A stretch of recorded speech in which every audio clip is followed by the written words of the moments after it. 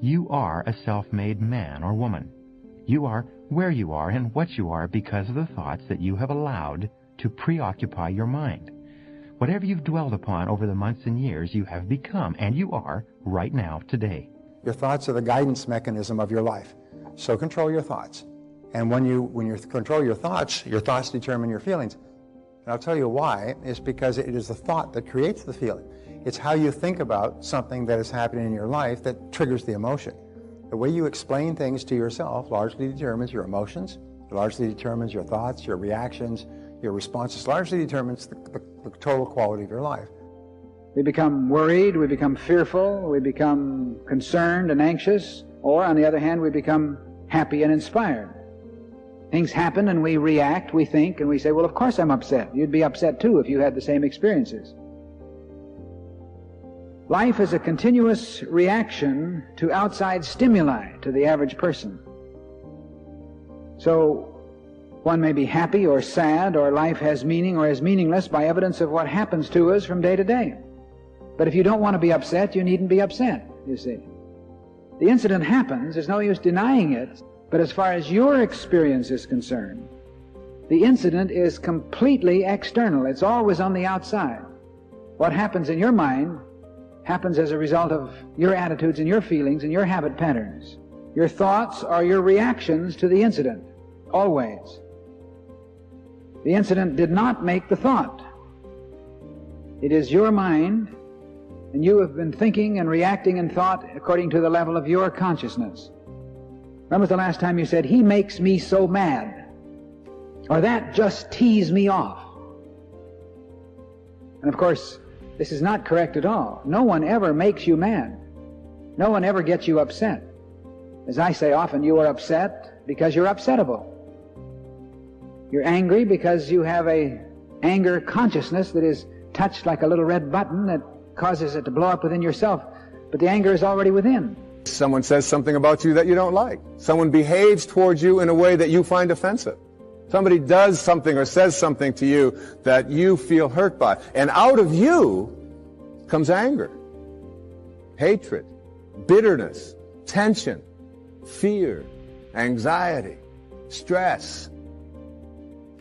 And immediately you say, the reason that comes out of me is because of how he said it, or the way that she said that, or because they did that.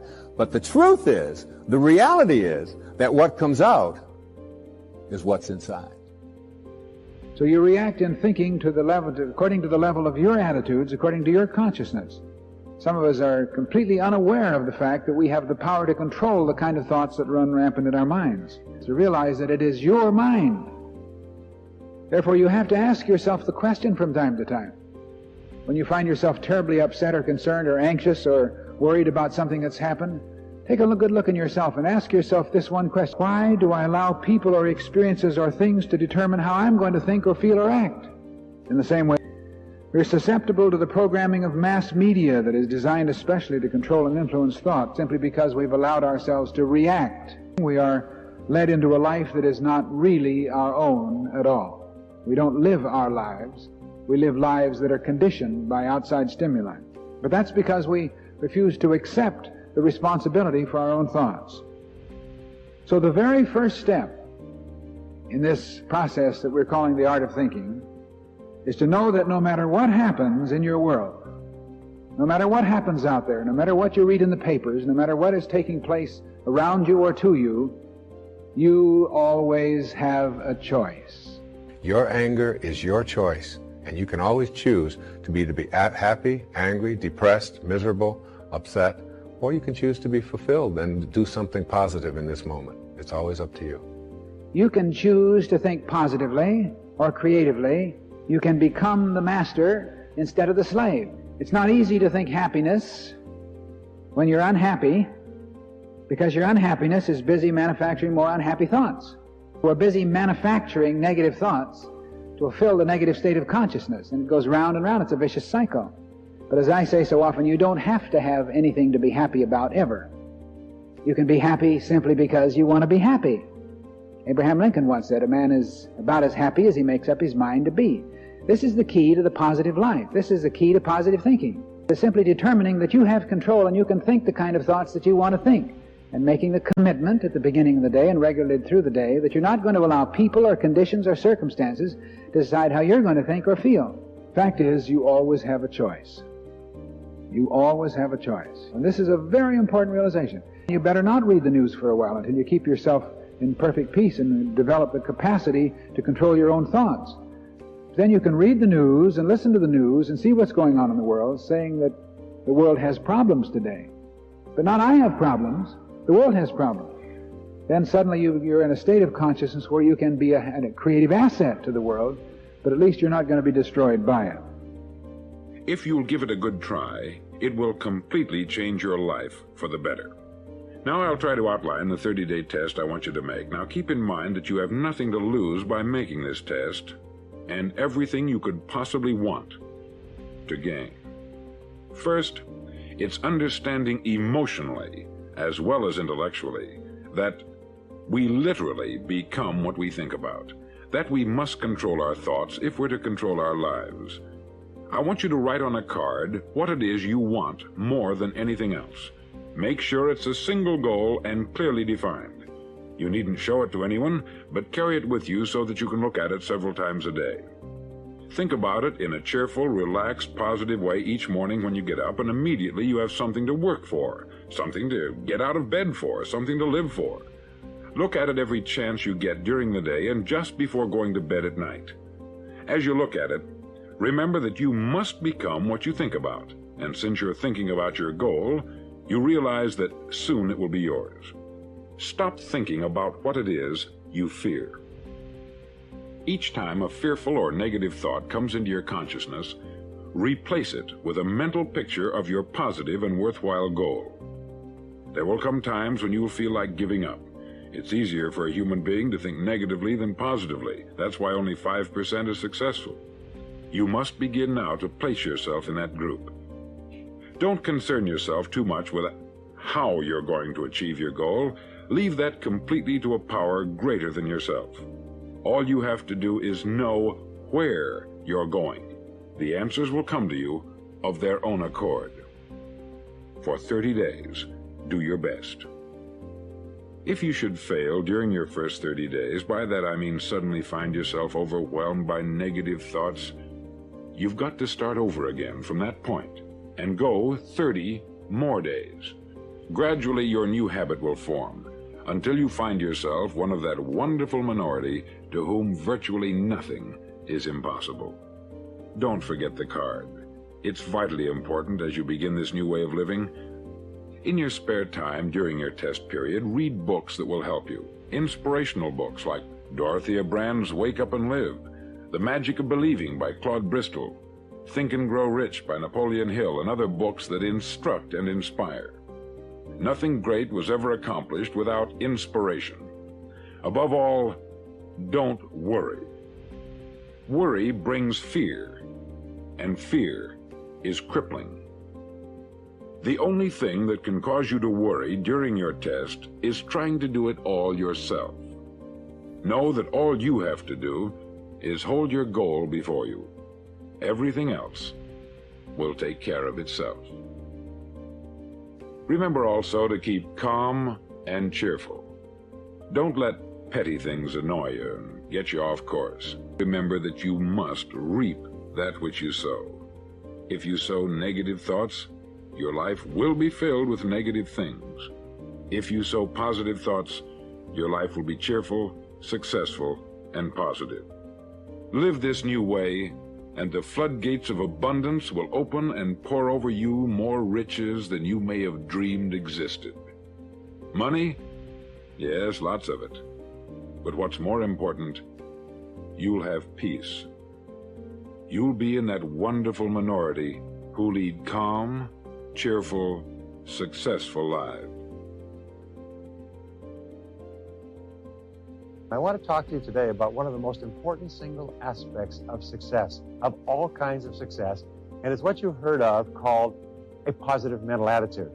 A positive mental attitude is a generally constructive response to the stresses that face the average person every single day. A positive attitude is where you feel that you have the ability to control your world and to control your life. A positive attitude is like a chicken and egg thing. If you're successful, you're positive. If you're positive, you're successful. Which comes first? It doesn't really matter, but we know this, is that positive thinkers are men and women who accomplish an awful lot more than people who have negative mental attitudes. Your job is to develop a positive mental attitude. Your job is to become thoroughly positive and constructive towards yourself and your possibilities and the world around you and the people in your life. And the way you do this is very much the same way you develop physical fitness. Now, if I were to say to you, if you go to a gym and you work out on a regular basis, an hour, hour and a half a day, and you do this every day for 30 days, and you match that with a proper diet, that you'll actually see a difference in yourself physically. Now, if I were to say that to you, you'd say, oh, of course, anybody knows that. If you worked out steadily for 30 days, you'd notice a difference. Well, it's the same thing with mental fitness. So I'm going to ask you to do this for me. I'm going to give you 7 steps, 7 things that you can do, 7 things that have been proven to work. What I'm going to ask you to do is that you practice these 7 steps for 21 days. The reason for this is it takes 21 days to develop a new habit pattern of any kind. If you work on the habit pattern and you practice it every day, you begin to develop new neural grooves in your brain that cause you to think and act more optimistically automatically. You get up in the morning feeling better. You are more positive toward the challenges you face during the day. You're more optimistic in the face of adversity. You start to become a more confident and optimistic person. And when you do, you'll find your whole life will open up around you like sunshine on a bright morning. There's 7 basic steps to mental fitness. If you practice all of these steps together, what will happen to you is incredible. But here's the first rule, and this is the rule that runs through everything, and it is this. Remember that everything counts. Everything that you do counts. The biggest mistake that people make is they think that only what they want to count counts. No. When you read a book, when you listen to an audio program, when you go to a course, when you go to bed early and get up early and you work, it all counts. And it's all going on the plus side of your ledger. But when you watch television, waste time, hang out, fool around, and so on, all of that counts as well. And it's going on the negative side of your ledger. And here's an important point. If what you are doing is not moving you towards your goals, then it's probably moving you away from your goals. Nothing is neutral. Everything that you're doing is either moving you toward the things that you want to accomplish in life, the person you want to be, the wealth you want to accumulate, or it's moving you away. Everything counts. And your job is to remember that everything we talk about counts. It affects you one way or the other. And your job is to use every single one of these as often as you can. In 21 days, you won't even notice the difference. You'll be so astonished at yourself. Number 1 is positive self-talk. Positive self-talk, it means that you are optimistic in your conversation with yourself. What we have found is that 95% of your emotions, how you feel about yourself on a minute-to-minute basis, are determined by the way you talk to yourself. This is called your inner dialogue. It's the stream of words and thoughts and feelings that course through your day like a river going through your mind. The sad fact is that if you do not deliberately and consciously talk to yourself in a positive and constructive way, you will, by default, think about things that will make you unhappy or cause you worry and anxiety. Remember, your mind is like a vacuum. It will not remain empty. If you don't fill it with positive thoughts, it will fill with negative thoughts, and you know exactly what I'm talking about. Your mind is like a garden. If you do not deliberately plant flowers and tend them carefully, weeds will grow without any encouragement at all. If you don't think positive thoughts and can take good care of them, negative thoughts will grow in your mental garden without any effort on your part. We know also that there is a thing in cognitive psychology called explanatory style. Explanatory style has to do with how you explain things to yourself. We know that successful people, positive people, are people who explain things to themselves in a positive way. They say, well, that's an interesting situation, or, oh, that'll work out okay, or don't worry about it, everything's going to happen for a good reason, and so on. Positive people are those who constantly take what is happening, and whereas negative people interpret them differently, explain them differently, positive people turn them around and explain them well. W. Clement Stone, one of the richest men in the world, said that one of the keys to his success was to look at every adversity and immediately say, that's good, and then to find something in it that was good. So, The second part of positive self-talk is to control your inner dialogue. And here's the key to positive self-talk. It's one of the most important parts of modern psychology, and it's the use of affirmations. Now, affirmations are positive statements that you make to yourself about yourself and your world. My favorites are, I like myself. I like myself. I can do it. I can do it. I feel terrific. I am responsible. This is how top people think most of the time. Affirmations are the key. With affirmations, your potential as a person is unlimited.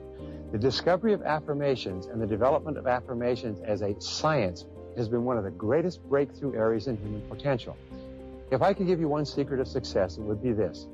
It is to talk about the things you want and refuse to talk about the things you don't want. It's to talk continually in terms of what you want to happen. It's to interpret things continually in terms of the way you want them to be. It's to continually control your inner dialogue so you're always saying the things to yourself and then to others that are consistent with the person you want to be and the life that you want to have. Remember, 95% of your feelings are determined by the way you talk to yourself. It's absolutely essential that you talk to yourself the way that you want to be. The second key is positive visualization. Now, perhaps the most powerful ability that you have is the ability to visualize and to see your goals as already accomplished. See your life as ideal in every way. The way you do this is you create a clear, exciting picture of your goal and your ideal life and replay this picture on the screen of your mind over and over again. The rule is that all improvement in your outer life begins with an improvement in your mental pictures. And you completely control the pictures that you play on the screen of your mind. As you see yourself on the inside, you will start to be that person with those accomplishments on the outside. If you see yourself and think about yourself as an extraordinary person, if you see yourself as a success, if you see yourself as happy and positive and confident, in control, if you see yourself as a loving parent or spouse, you will act that way toward others. So therefore, all improvement in your life begins with an improvement in your mental pictures, with you consciously and deliberately selecting the pictures that you're going to allow your mind to dwell upon. And that word dwell is terribly important. When you dwell upon a picture, your subconscious mind, just as with affirmations, accepts the picture as a command and goes to work to bring that picture into your reality. It's the most phenomenal thing. Your subconscious mind controls your reticular activating system, or your reticular cortex as well. Your reticular activating system is very interesting. It's a small part of your brain that controls all incoming impulses. Let me give you an example. If you've ever thought that you're going to buy a red sports car, you send a signal to your brain that red sports cars are now important to you. Your reticular activating system suddenly activates all of your senses so that wherever you go, you see red sports cars everywhere. Every time you turn around, you see them turning the corner, you see them parked, you see them in parking lots, you see them in newspapers and magazines, you see them everywhere. If you begin to tell your brain that you intend to be a great success in your field, that you are going to move to the top, that you're going to be one of the most pristine people in what you do, if you're going to make a lot of money, whatever it happens to be, this is accepted as a command. The reticular cortex switches on all these switches, and from then on, you begin to see all kinds of possibilities that help you move toward achieving that goal. Why is it that successful people move so rapidly toward achieving their goals? It's very simple. It's because they're thinking all the time, and as a result of thinking about what they want, they see all kinds of opportunities around them to achieve them. The average person doesn't even see, because the average person is so worried about how little money they have and how much their bills are, all the problems are, and the more they think about those things, the more they get them. So, with regard to positive visualization, see yourself as you desire. And what will happen is your subconscious mind will say, well, this must be a command, this must be what you want, so it goes to work and it coordinates your words, actions, thoughts, activities, emotions, and so on, so that they're consistent with achieving and bringing that mental picture into your reality. If you interview successful people and you ask them on a regular basis, what do you think about? What are you thinking about now? You find that successful people are always thinking constructive, positive, creative thoughts that help them to be more successful.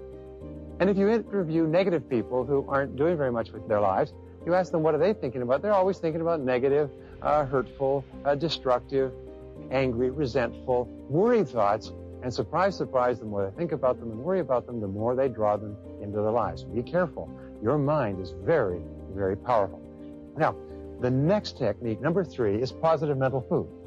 Just as your body is healthy to the degree to which you eat healthy, nutritious foods, your mind is healthy to the degree to which you feed it with mental protein rather than mental candy.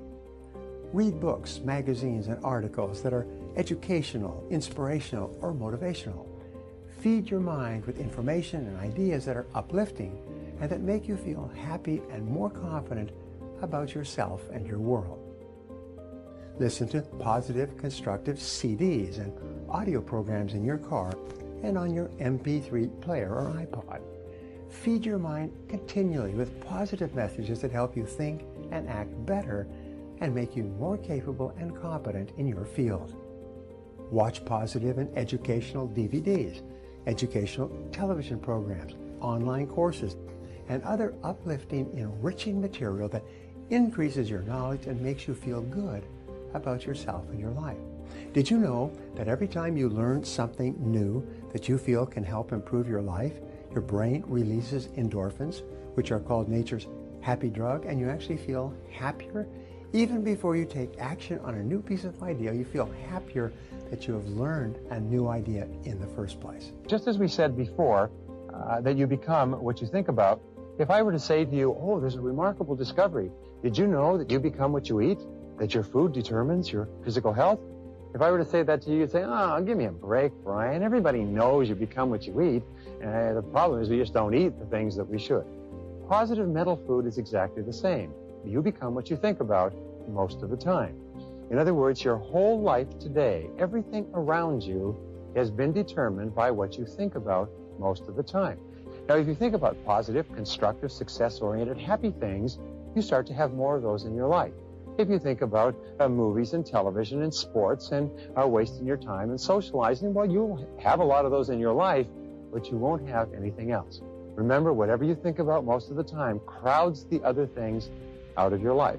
So, in becoming what you think about, what do you feed your mind on a regular basis? And this is not something that you are casual about. You must be very, very deliberate and feed your mind a diet of mental protein, of highly nutritious words, pictures, quotes, magazines, television, audio tapes, books, newspapers, and so on. Let me ask you a question. What do you think would happen to you if you read a whole lot of horror books or a whole lot of murder books? What do you think would happen to you if you read these books all the time? Do you think would affect your mind? You bet your bip it would affect your mind. What do successful people read? They read books that are positive and constructive and success-oriented and uplifting and educational and motivational. Your job is to ask yourself when you look at a book, is this going to help you in some way? If you read all the negative stories in newspapers day after day after day, you get the idea, by the way, that our whole society is falling apart. If you read negative stories in magazines, you get the same thing. Things that you feed into your mind have such an enormous impact on your mind. Make sure that what you're listening to, what you're watching, what you're hearing is consistent with what you want to accomplish. Now, the fourth part of mental programming, the fourth part is positive people. Your choice of the people with whom you live and work and associate will have more of an impact on your emotions and your success than any other factor. Why? It's because they control your self-talk and your mental pictures.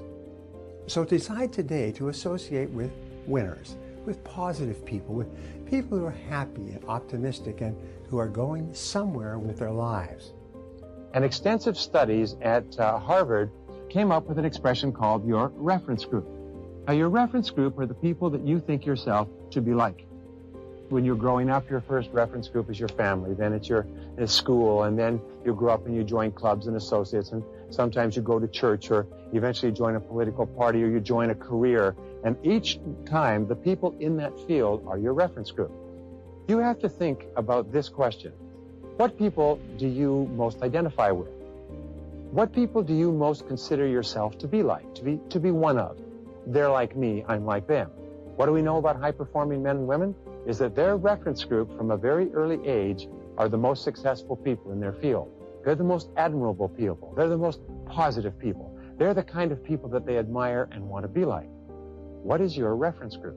Who do you socialize with? Who do you go for lunch with? Who do you go out for dinner with? Who do you like to read about, talk about? Who is your reference group? Because it will determine your life and your success as much as anything else. And your reference group has got to be winners. Get around winners.